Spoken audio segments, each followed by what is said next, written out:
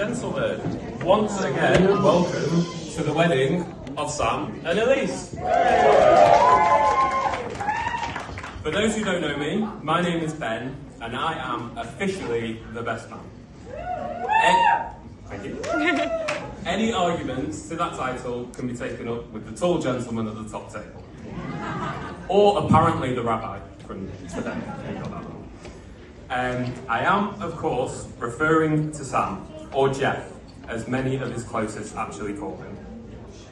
I'll do my best to refer to him as Sam throughout this speech, but if a Jeff slips out here or there, I apologise. In fairness, I've done the maths, I've been calling him Jeff for more than half of his life at this point.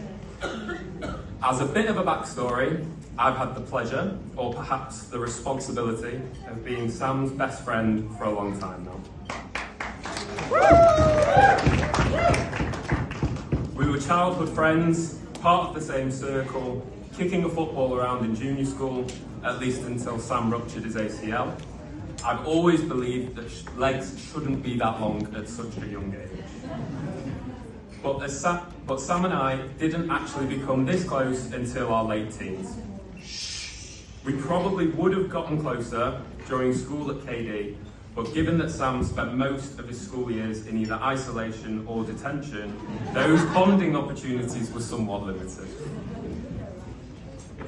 I consider our friendship to be a bit unique.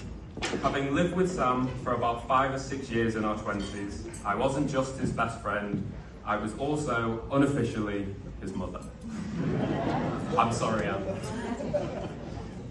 Cooking, cleaning, shopping, ironing, chauffeuring, you name it. I even did manage to teach him a thing or two along the way. In fact, if anyone was observant enough to notice that Sam was chewing with his mouth closed during the main course, that was because of me. I taught him that. So, Elise, you're very welcome for the domesticated man you see before you today. Without my influence, who knows how this would have turned out. You know he's still awful. Yeah. It is with great pleasure that I now pass this burden on to you. Anne, Ashley and I will be raising a glass later to celebrate the fact that Sam is no longer our problem. But truly, we'll also be raising a glass because he's found a kind, beautiful and brilliant woman to share his life with. Doesn't Elise look absolutely stunning tonight?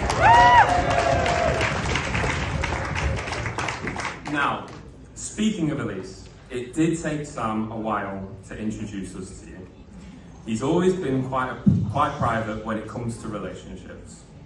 I don't know if the years of teasing had anything to do with that, but I remember asking him years ago, how's Elise? How's it going with her?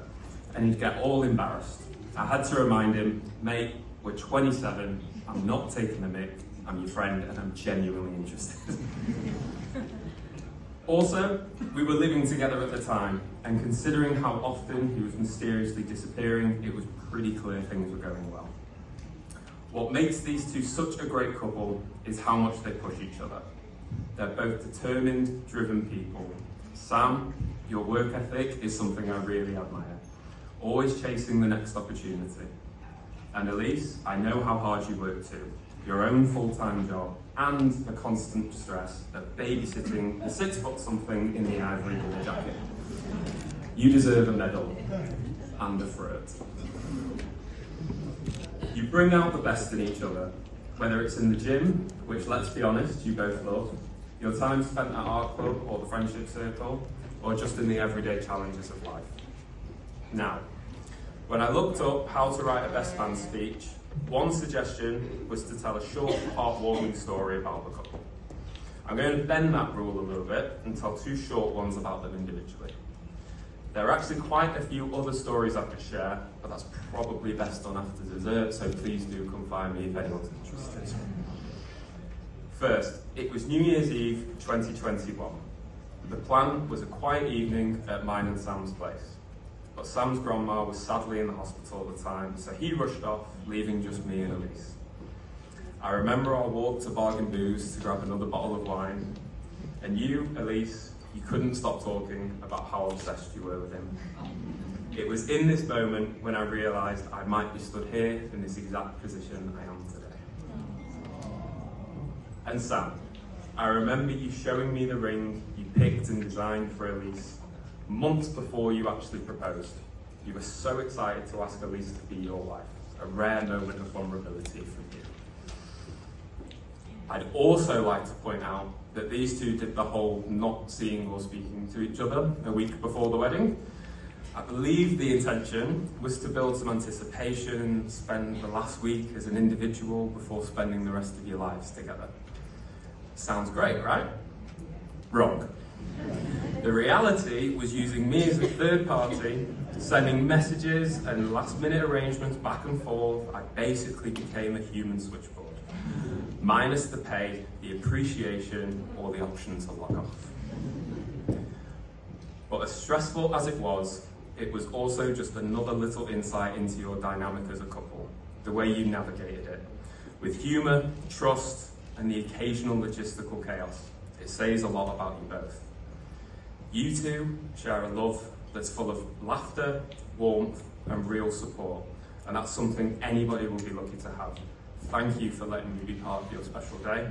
Now, if everybody would raise their glasses. Come on.